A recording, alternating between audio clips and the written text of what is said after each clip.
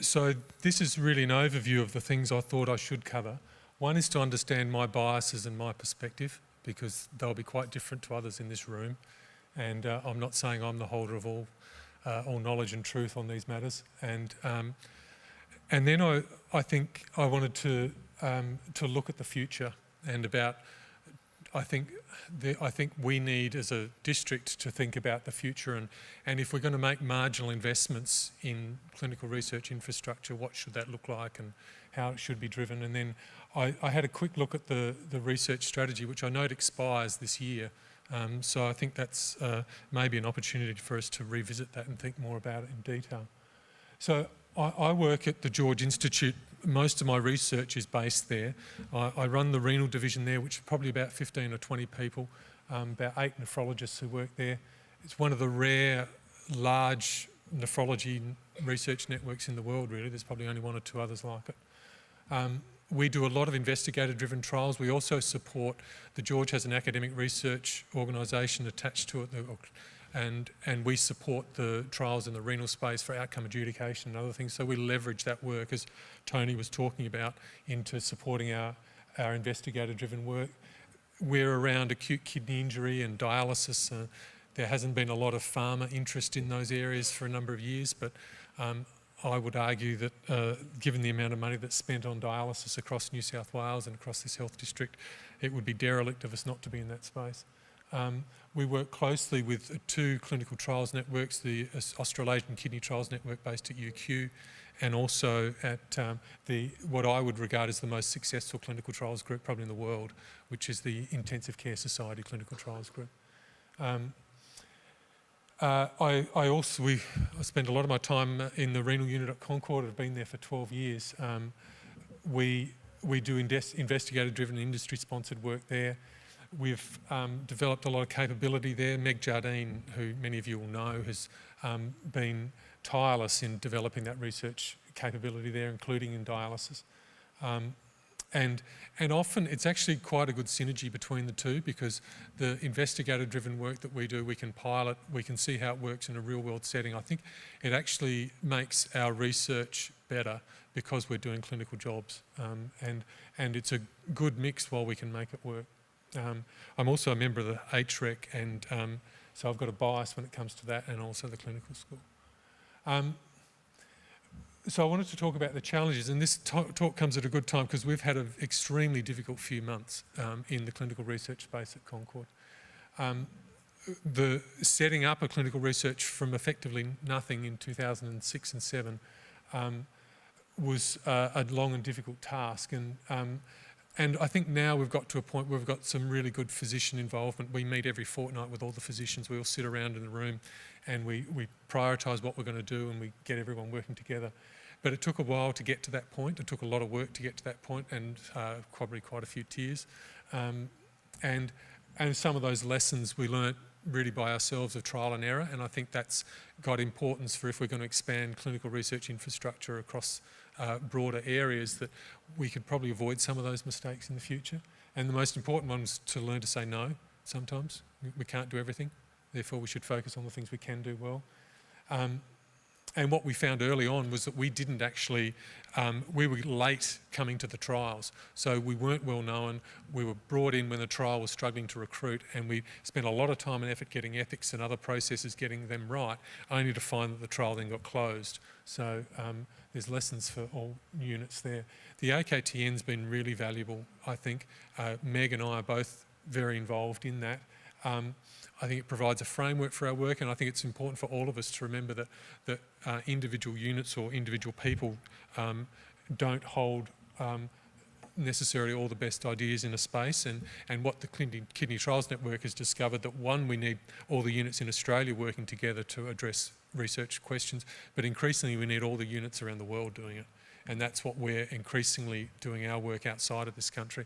We base it here, expand upon it, but we need, a lot of these fundamental questions aren't going to be answered in the backyard.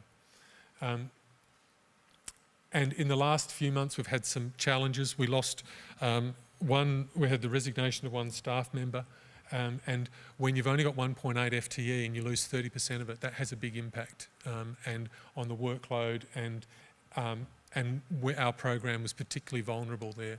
And so the two people that were left have had a very difficult 6 months, and now one of them's left as well. So we're really, it's really threatened the viability of our program. And one of those people in the last 6 months is estimated she's spending a day per week trying to sort out the finances of the program, which is, has been really threatening to us. So I just make the comment, if nothing else, that we're not in it for the dough, but that doesn't mean that it doesn't matter. I suppose a perspective from the Medical Research Institute, when we look at sites and participating facilities, where does the research sit in that business, and how high a priority is it?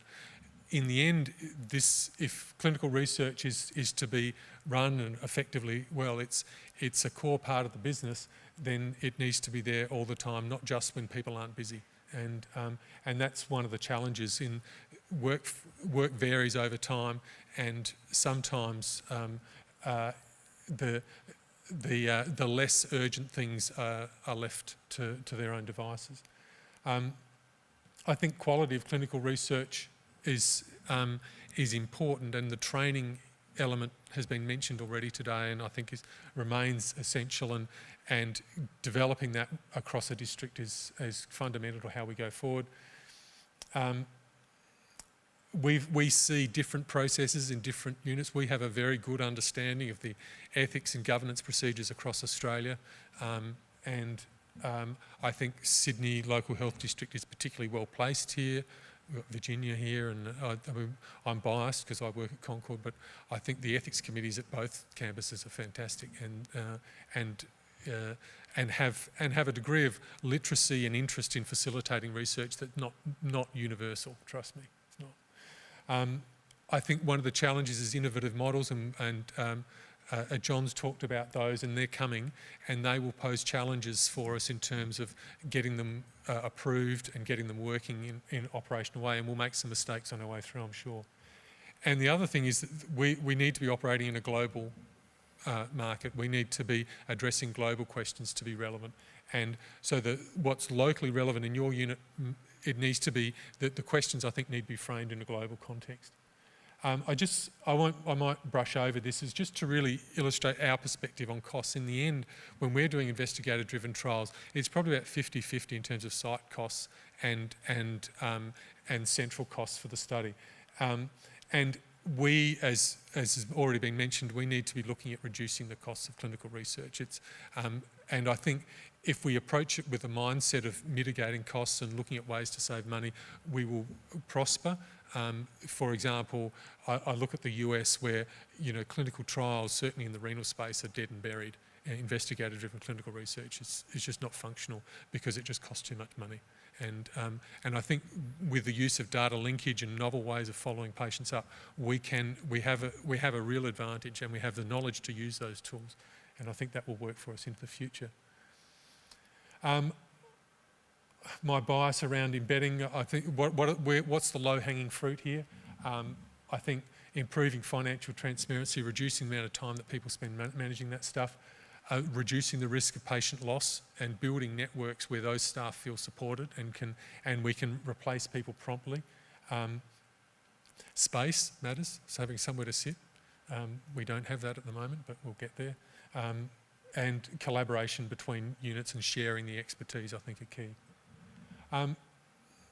I think one, as sort of an existential question, but what does Sydney Local Health District really want in terms of its clinical trials work? Because it needs to influence, if we're going to make future decisions about allocation of resources, I think we need to have a true agenda, and because we can't be all things to everyone. So there's going to need to be some hard decisions made going forward.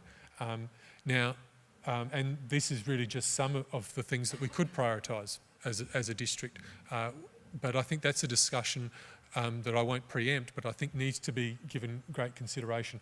I would certainly argue that greater research efficiency clearly needs to be part of that, but there's lots of things we could do. The question is, what's the best thing for us to do? And what would we prioritise? We've largely, it's an amazing record of research, it must be admitted, and the question is that's really grown out of organic growth, I think, and it hasn't been terribly controlled or directed to this point. Is that the best way forward? I would argue you need a mixture, and you need to draw the line somewhere, but you certainly need some approach at strategy. And I think one of the really important bits that a couple of people have talked about is the clinical trials networks. I think they're a great way for setting a national agenda. Nephrology would not have gone as far as it has in the last 10 years without the AKTN, and I think they're not a bad roadmap for taking things forward. And I just look. This is the main strategic priorities that in the document that from 2012 to 15, and I think this is very overarching and broad, and this is an abbreviated version of what's in the document. But it's at the moment I think it's very positive and encouraging, but in the end. The rubber needs to hit the road somewhere here, and I think we can't do all things, and we need to think about where the most yield is going to be derived. And it talks about selective investment and high return projects. One warning, I'd question how good we would be at predicting that myself. I think there's a fair bit of serendipity that goes on in research. Not to say we shouldn't try. So I think I would argue at the moment when we've been working on a unit for 10 years and it almost goes bust, that it's still a bit of a marginal business at present. But I do think that getting it to the stage where it is sustainable doesn't take a lot of investment. But I do think we need to think about big picture planning, and I think that's part of what this meeting's about. What does the district want? Where should the investment go? And what does the research strategic plan look like when you have to hit the road? That's all I have. Thanks.